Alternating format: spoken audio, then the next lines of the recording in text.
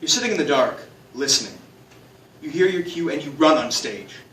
You don't have time to remember your lines, you just say them. You're conscious of the people watching, but don't pay attention. They paid to be here. They paid for you not to notice them. The cue line is hit and you run off stage. You don't have time to process any of what just happened. You're back on stage a few seconds later. These are just a few of the thoughts a stage actor. People are having trouble. People have had trouble and people continue to have trouble. The high school graduation rate in Washington, D.C. is 59%.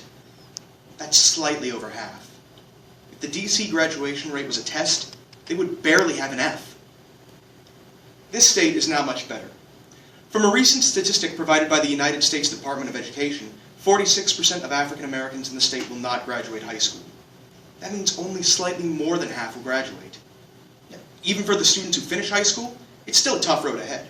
The college graduation rate in the United States is 56%. Not only are the people uneducated, but modern entertainment also lacks intelligence. Films are expensive to make. Let's take an example. Pirates of the Caribbean at World's End, released in 2007, is quite possibly one of the most expensive films ever made, with a budget of $300 million United States dollars.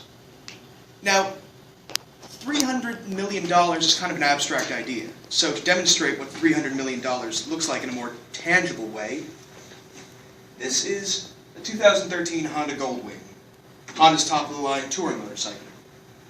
Pretty nice bike. The base invoice is $23,990. For the entire budget of Pirates of the Caribbean at World's End, you've just bought 12,504 Goldwings. That's a fleet of them, an army. 12,504. Orson Welles once said, "The absence of limitations is the enemy of art." I believe Mr. Welles' statement to be true. Films have multiple takes to get a scene right, multiple locations to shoot on, and more complex visual effects. This allows films to be lazy. Many films have dazzled audiences with spectacular effects, but have been deficient in plot and dialogue. And the problem with film is static. Film is static. Once a film is shot, edited, and released, it stays static. It stays unchanged. For example, the 1994 film, Pulp Fiction. Pulp Fiction will always be 154 minutes long. At approximately 11 minutes and 25 seconds in, there will be a small section of the Brothers Johnson's Strawberry Letter 23 playing. There will never be a shot fired in the Hawthorne Grill. But films are static. And static is boring. Variety is the spice of life, and the exact same performance every time is just bland. Now that I've proven a few problems, let's look at a possible solution. Theater. Theater is a much more intimate experience than film. The actors are living and breathing in the presence of the audience. That's something not offered by film. Live theater cannot rely as heavily on scene changes or special effects, so the dialogue needs to be great. In a piece written by Philip Fisher for the British Theatre Guide, states that theater allows the audience to enjoy the pleasure of language. The English language is a beautiful creation with many words, and theater is one of the best ways to fully enjoy them. Theater also has the very real power not only to entertain, but to educate. The works of William Shakespeare, arguably the greatest playwright in human history, are often studied in schools. And plays are often easier to adapt. Many plays have been adapted to films, but there have been considerably less films adapted into plays. William Shakespeare's Macbeth has been adapted to film at least 5 times. Another important aspect of theater is its history. According to a piece done by Reed College, theater has existed since at least the 5th century. Compare that to film, which has been in existence since roughly the 1890s. The 5th century. Theater has been around this long for good reason. It's had a huge influence in society. For instance, William Shakespeare has had an invaluable influence over the English language. He used several words in the English language and popularized many, but he also brought words into our modern lexicon. Eyeball, addiction, bedazzled, eventful, and manager are just a few words credited to William Shakespeare. And theater's popularity continues into modern times. Many plays are being written, produced, and performed right now. Theater is popular as it has ever been. One of the most interesting aspects of theater, though, is the audience, because theater, by definition, requires an audience.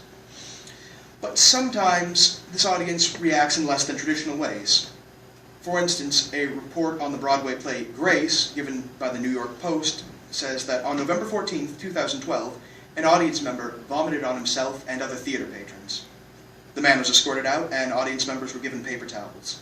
The cast, which included Paul Rudd, continued on with the performance. This incident could have very easily disrupted the performance, but the cast continued on. This intimate relationship between the actors and the audience is completely absent in film. Another interesting anecdote involving the actor-audience relationship was from an interview given to Kevin Spacey by the New York Daily News. During a performance of Richard III, Kevin Spacey, who was playing the title character, during a performance of Richard III, an audience member's cell phone went off. Kevin Spacey, who was playing the title character, responded by saying, "Tell them we're busy." Not only was this patron reprimanded for failing to turn off their cell phone, which should have been done anyway, but they were reprimanded by Richard III. That doesn't happen with films. Probably the most intriguing aspect of live theater is the fact that it is live. Every night the actors are out there putting on a performance. Subtle things happen.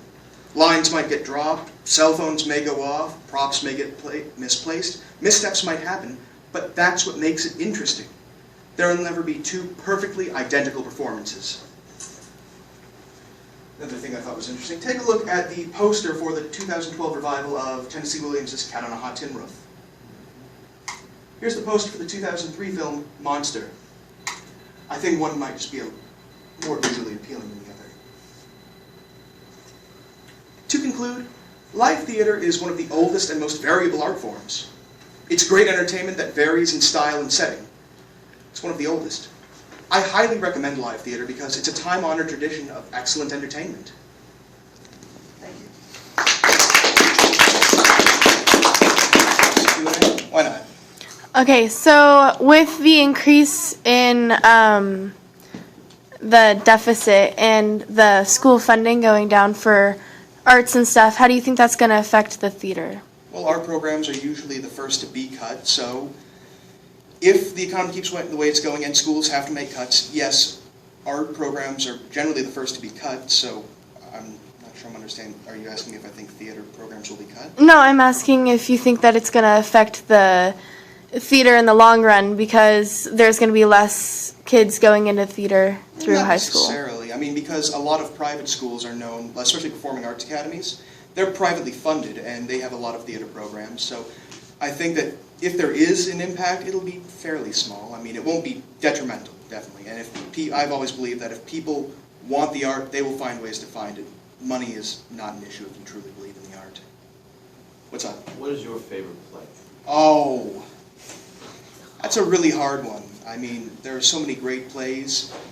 I'm really a fan of David Mamet. I like Glengarry Glen Ross. I really enjoy the play and the film, so I'd say that's definitely in the top 10. What's your favorite play you've been in? My favorite play I've been in? That's a tough one. I think just from experience, last fall I was in a production of Widdershins by Don Nigro. I really enjoyed getting to play the character John Ruffing, so yeah, let's say Widdershins.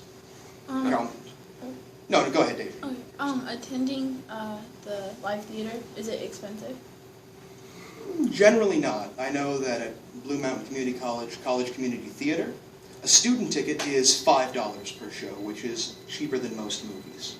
So no, I'd say it's... I mean, it depends really on where you're going. Seeing a play on Broadway, that's going to be a little more expensive than seeing one up at Blue Mountain. But no, it's generally not too expensive, and there are a lot of free programs. What do you think is the downfall of Shakespeare? The downfall of Shakespeare? Like, what do you mean? I really like that question, but... You know, like, you could say how he puts his life story into his plays, or his many affiliations with women. I think those made his art stronger. I think that any personal touch you put into the art will always make it stronger because it's the truth. I mean, a quote I really like is, the easiest way to get over a woman is to turn her into literature. And I think Shakespeare did that a lot, so yeah, I think that made his play stronger. And some. What's Do you have up? a favorite modern actor? Do I have a Well, I love watching Al Pacino on screen, and I've heard he's even better on stage. So if I had to pick an actor that, I don't know, maybe I'd like to see, Al Pacino. Good job.